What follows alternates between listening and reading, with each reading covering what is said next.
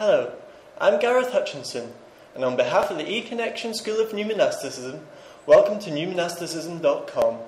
We're currently celebrating over 30 years of new monasticism, and as part of this celebration, I wanted to introduce you to John Skinner, one of the three founders of the Northumbria community and an early pioneer of new monasticism.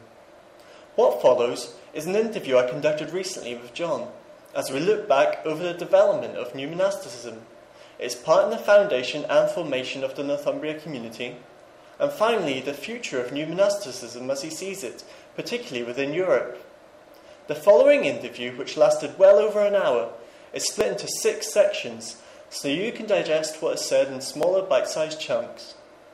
Feel free to go away and come back as often as you want, and if you'd like to interact with us or ask us any questions, then please feel free to leave a comment in the box below this screen. Thank you for watching this introduction. What follows is the first part of our interview, looking at how it all began.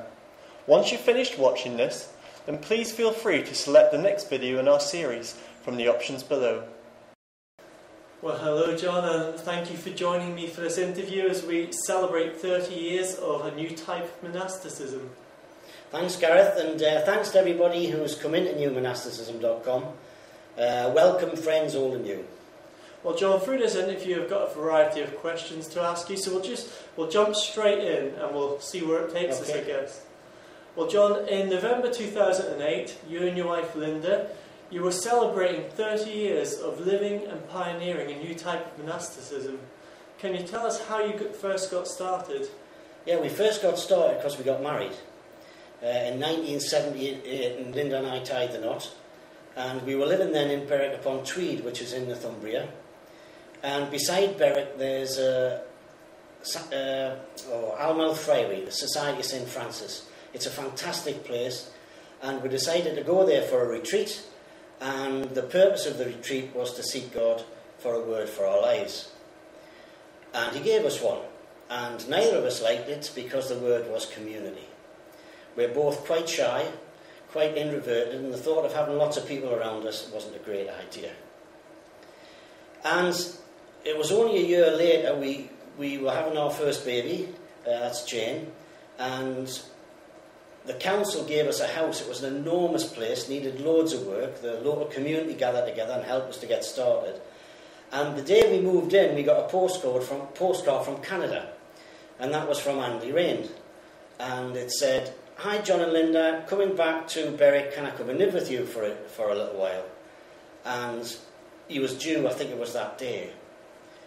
So here we are in Berwick upon Tweed with Andy Rain, living in our house with our new baby, and God just filled the place with people.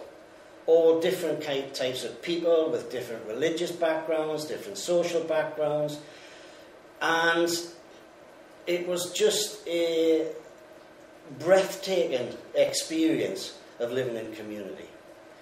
And it was challenging, it was at times frustrating, it was at times exhilarating.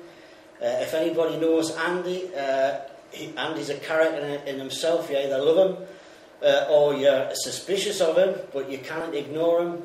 And we built a bond together in that first year.